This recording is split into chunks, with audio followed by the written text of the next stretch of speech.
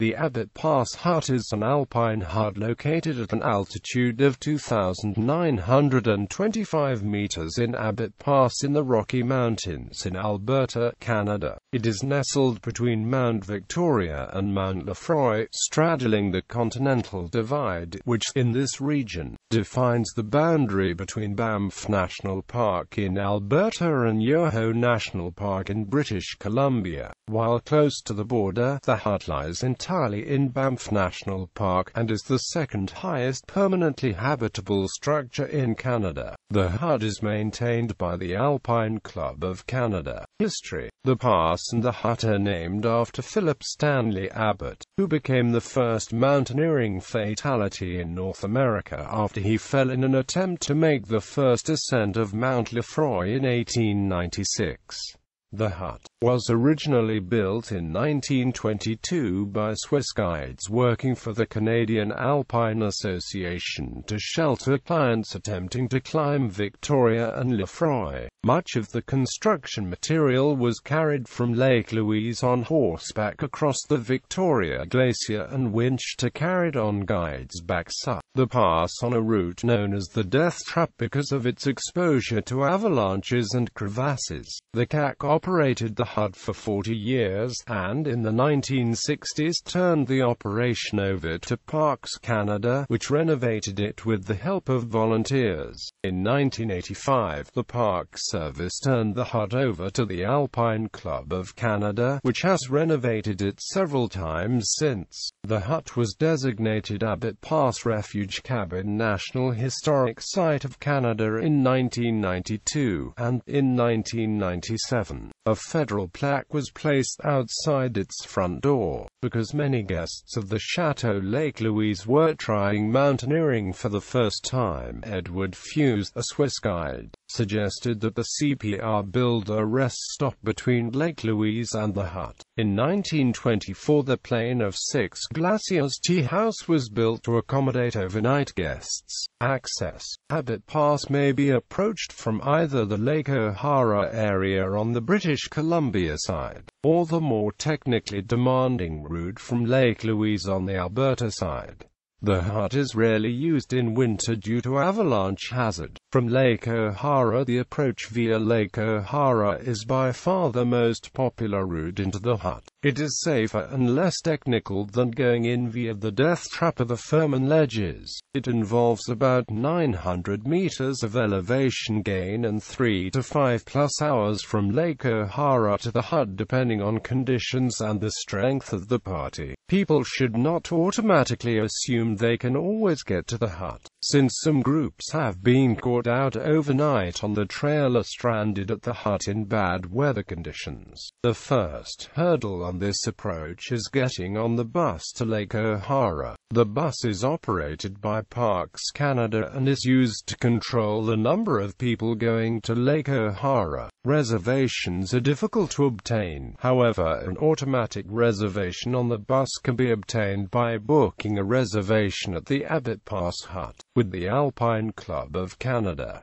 Persons doing so should carry proof of the reservation because they will not be able to get on the bus without it. The alternative is to walk 10 kilometers up the access road carrying all their equipment. From Lake O'Hara, people going to the hut can follow the signed hiking trails to Lake Oesa to a sign marking the end of the Parks Canada Trail, at which point it becomes largely scrambling. A trail has been built to the hut by the Alpine Club, but parts of it have sometimes are raised by rock slides, so route finding skills are helpful. It is steep and covered with scree.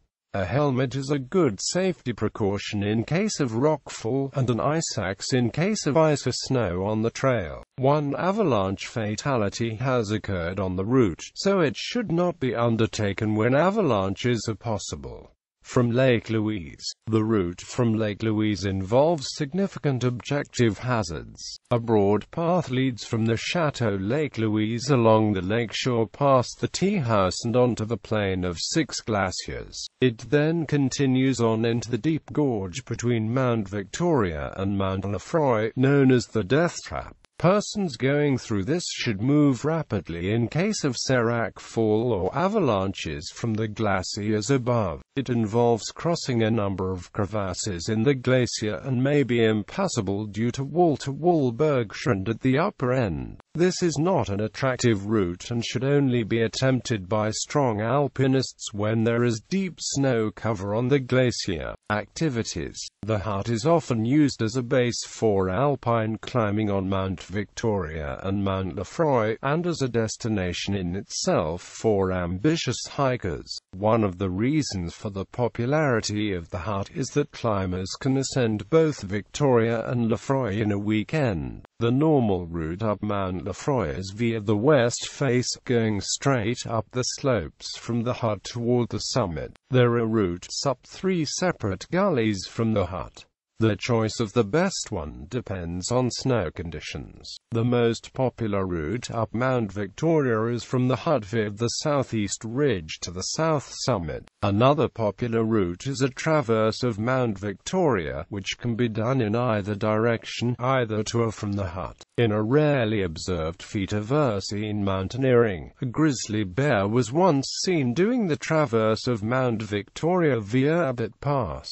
They are only occasional visitors to the hut. However, a grizzly known as Bear 125 used the pass on a regular basis until he was shot dead in 2014 in British Columbia's annual grizzly bear hunt. In BC, most of the province is open to grizzly bear hunting, whereas in Alberta they are protected as a threatened species. Facilities.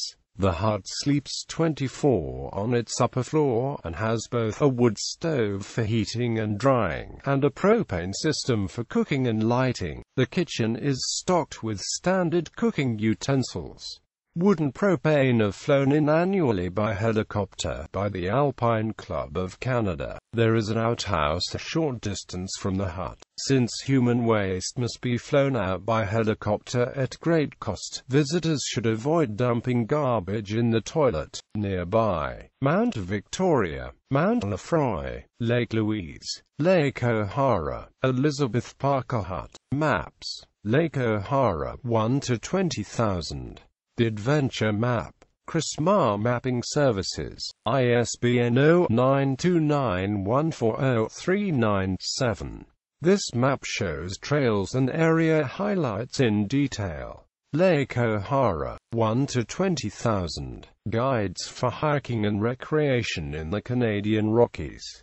Gemtrek Publishing. ISBN 9781895526387. This map shows trails and area highlights in detail. Lake Louise and Yoho, 1 to 50,000. Guides for hiking and recreation in the Canadian Rockies. Gemtrek Publishing. ISBN 1895526647.